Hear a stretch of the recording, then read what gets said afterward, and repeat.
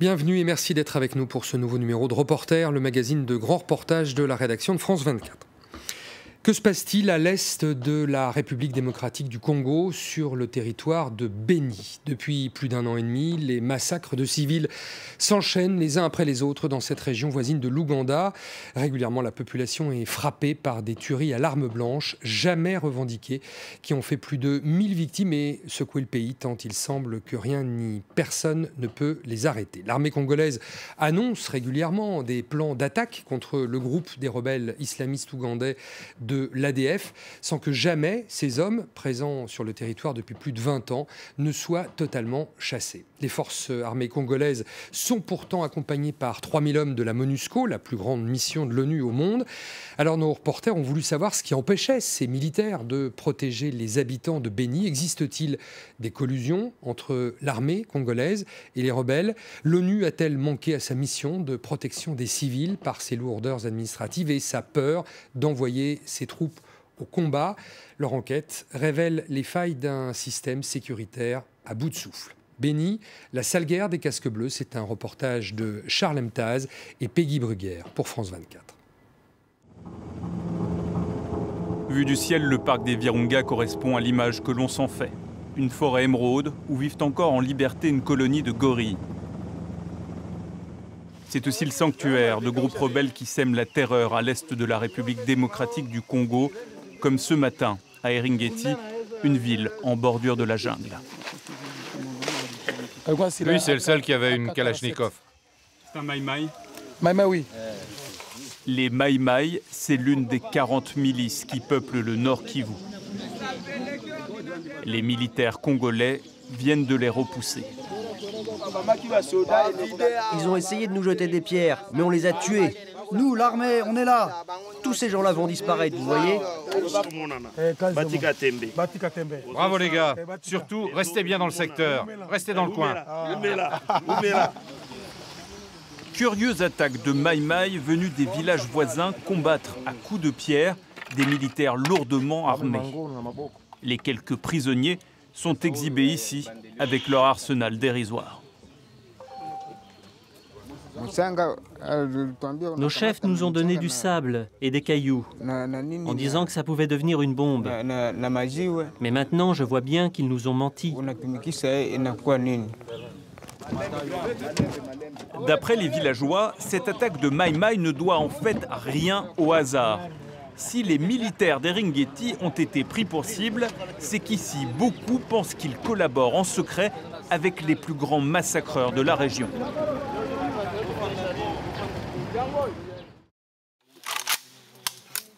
Ce groupe, qui serait aidé en sous-main par certains militaires congolais, c'est l'ADF, l'Alliance des forces démocratiques.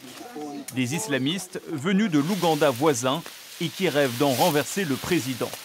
Durant les années 90, le Congo est pour eux une base arrière accueillante, depuis laquelle ils recrutent avec un discours sommaire. En marchant, vous devez penser à Allah. Vous devez faire la prière de la gâchette. Vous connaissez cette prière? Récitez-la. Si vous récitez bien ça, vous savez que Dieu est avec vous, il ne peut rien vous arriver de mal. Quand vous tuez, ne vous dites pas que c'est vous qui tuez, c'est Allah qui vous guide.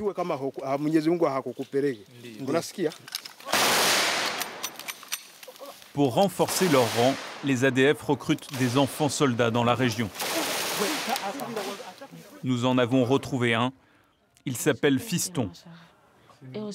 À 13 ans, il a été enrôlé de force à Eringeti. Là-bas, à la forêt, on forme, nous les enfants, on tuait les hommes à l'arme blanche.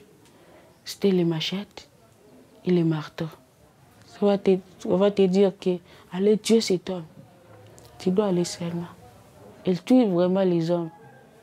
Il te coupe la tête, surtout souvent. Et la main aussi. C'est comme ça. Tu l'as vu, ça? Oui. Ces scènes d'horreur débutent fin 2014 à Eringeti, quand la RDC se décide à chasser les ADF. Les massacres s'enchaînent avec une régularité de métronome. Pas moins de 120 tueries en un an et demi et près de 1000 victimes civiles. Face à l'horreur de ces pratiques, la région se vide. Un tiers des habitants d'Eringeti seraient partis. Le père Jérôme a vu ses paroissiens déserter peu à peu son église. Bon, vous savez que les prêtres fuient les derniers. Hein? Ils ne peuvent pas fuir les premiers. S'ils fuient, alors c'est tout le village qui va partir. Et je suis sûr que le jour où je vais partir, le village sera désert. Le père Jérôme est révolté. Non seulement les villageois fuient les ADF, mais en plus, ils craignent les militaires congolais, car certains profitent de la menace rebelle pour commettre des exactions. Cette femme, ici à droite, a vu son mari assassiné par des hommes d'un bataillon d'Eringeti qu'on appelle les hindous. Ce sont les hindous. Ça veut dire quoi les hindous? Les hindous, ça doit être des militaires. Il dit que ce sont des militaires qui sont sur place. Des militaires qui gardaient, c'est ce qu'elle dit. Militaires congolais donc? Militaires congolais. Et comment on peut expliquer que des militaires de votre pays tuent des gens de votre pays? Voilà, c'est là le problème. Personne ne comprend. Parce que d'après elle, ce ne sont pas des ADF. Peut-être que ce sont des militaires qui se transforment en ADF. Mais d'après ce qu'elle donne comme témoignage, elle dit que réellement c'était des militaires des hindous. Hindous, ce ne sont pas tous les militaires congolais, mais une brigade stationnée à Eringeti, régulièrement accusée d'intelligence avec les ADF. Malgré les suspicions, la vérité n'a à ce jour jamais pu être établie. Il y a eu un procès pour juger les assassins? Qui peut faire un procès au Congo? Les droits de l'homme au Congo, en tout cas au niveau des militaires, ça n'existe pas. Parce que si vous osez le faire, on peut vous tuer. Tout le monde a peur d'être tué, on ne veut pas se sacrifier. C'est pourquoi on préfère se taire. Est-ce qu'il y a eu un procès? Non, pas de procès. On l'a tué sans procès. Quel est le pacte qui lie certains militaires et des rebelles d'ADF? Nous prenons cette route de bitume qui longe la jungle où opèrent les ADF. À 30 km d'Eringeti, nous voici à Oicha, une vaste bourgade.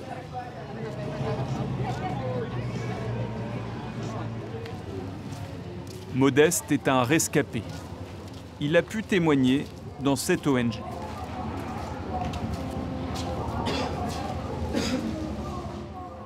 Ils les ont coupés ici.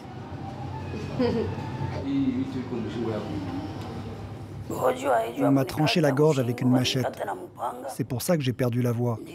J'ai aussi des problèmes pour respirer. Je suis handicapé maintenant. Laissé pour mort, Modeste est le témoin d'un étrange carnage. 8 morts officiellement tués par les ADF. Mais voilà, il a reconnu son bourreau. Il est d'abord venu chez moi me tuer, car il convoitait ma femme. Mais ensuite, il s'est rendu chez d'autres personnes du village pour les tuer. Il avait tout un programme. C'est bien un major congolais et ses hommes qui se sont fait passer pour des ADF. Certains hauts gradés seraient allés beaucoup plus loin. Un rapport des experts de l'ONU, daté de mai 2016, épingle le militaire qui dirigeait les opérations contre l'ADF. Le général Mundos, qui porte ici un casque, est accusé d'avoir armé les rebelles, de leur avoir fourni des troupes et même commandité des massacres de civils. Muté dans une autre région, il nie toute implication. Pour les ONG, il ne s'agit pas que d'un homme, mais de tout un système corrompu. Ils sont dans l'armée, ils coopèrent avec des groupes armés, ils créent même les groupes armés, surtout les officiers, créent des groupes armés, ils financent ces groupes armés et ça justifie leur présence ici, ça justifie leur façon de s'enrichir parce que l'État leur donne des moyens pour combattre les rebelles et ils prennent cet argent-là, ils vont construire à l'étranger, ils vont faire n'importe quoi et dans l'entretemps, c'est la population qui est en train de souffrir. Le dossier est désormais sur le bureau de la Cour pénale internationale. Ces accusations embarrassent le premier partenaire de l'armée congolaise dans le rétablissement de la paix, l'ONU, qui a déployé 20 000 hommes et s'est doté d'un budget annuel d'1,4 milliard de dollars. À la tête des casques bleus jusqu'en juillet 2016, un général français, Jean Baillot. Qu'est-ce que ça vous inspire quand on dit, voilà, tel et tel officiers de l'armée congolaise, qui sont censés être vos alliés, nourrissent, aident cette rébellion. Que certains individus soient des collaborateurs effectivement de l'entretien d'une situation comme ça, par une absence de réaction adéquate, ou éventuellement qu'ils soient des complices d'un certain nombre de choses, je pense que personne ne va nécessairement le nier, parce que ça fait partie des choses totalement possibles. Mais qu'on dise qu'ils sont à la tête de ce système. Les complicités avec l'ennemi ne seraient le fait que de quelques individus. Le général Bayo en est persuadé, la grande majorité des soldats congolais veulent en finir avec les ADF. Pour y parvenir, l'ONU a mis en place une force d'intervention offensive, des casques bleus autorisés à faire usage de la force. Ils travaillent directement avec les soldats congolais dans des patrouilles conjointes. Vous devez respecter la distance. Respect des distances. Avec eux, nous partons dans cette jungle, où pas moins de 600 soldats congolais auraient perdu la vie. Un chiffre qui, ici, ne rassure personne.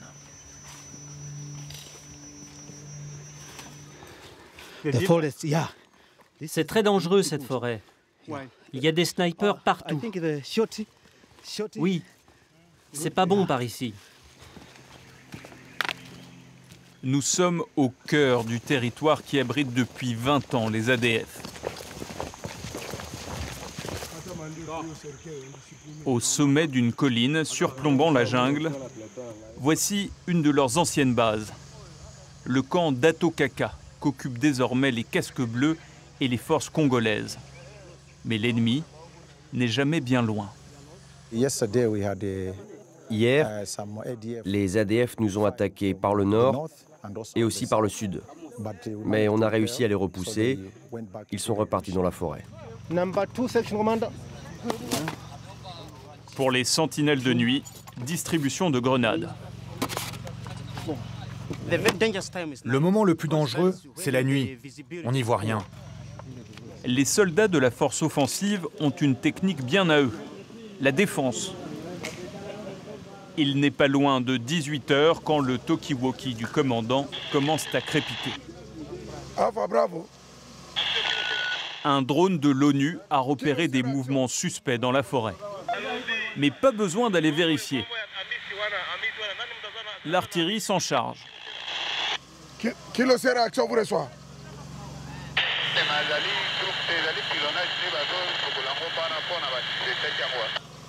Ok, va sukola yango, motomo za kuna te va sukola yango à vous. 40 minutes plus tard, les canons de l'ONU entrent en action. Ok, fanya kwa hiyo. Aningani. En 1 heure, 25 coups de canon seront tirés contre les ADF. Les images n'existent pas. Les troupes n'iront pas chercher les corps. Drôle de guerre où l'ennemi reste toujours invisible.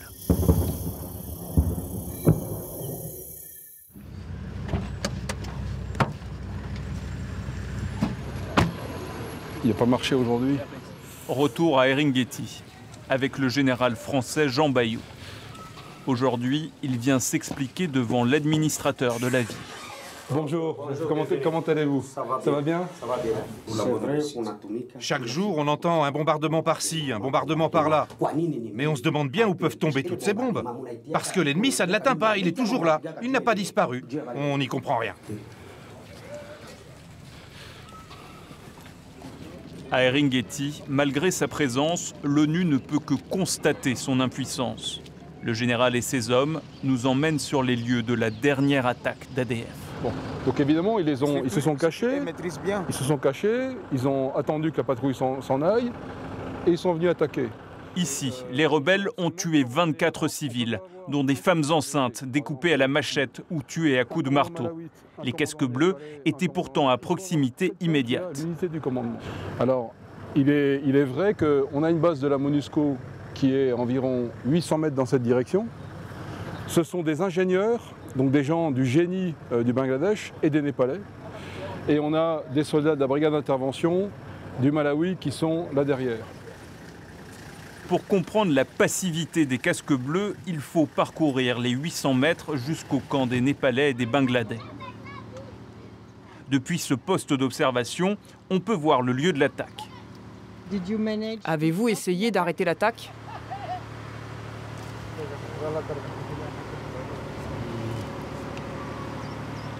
Silence gêné des casques bleus.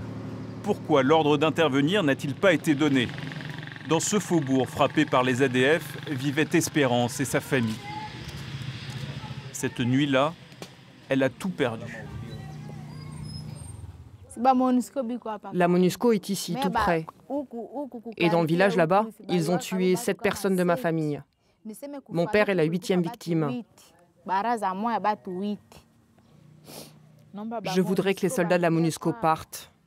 On continue à tuer ici. Ils ne servent à rien. Pour les casques bleus népalais censés protéger la famille d'Espérance, le moment est venu de renouveler leur contingent. L'occasion d'une grande fête qui réunit le gratin de la force internationale. Merci pour tout ce travail et bonne chance pour la suite. Des médailles, une parade et pas un mot sur les échecs de la mission. En RDC, l'ONU compose avec des troupes qui rechignent au combat, alliées à une armée congolaise aux jeux troubles. Mal protégée, la population a perdu tout espoir.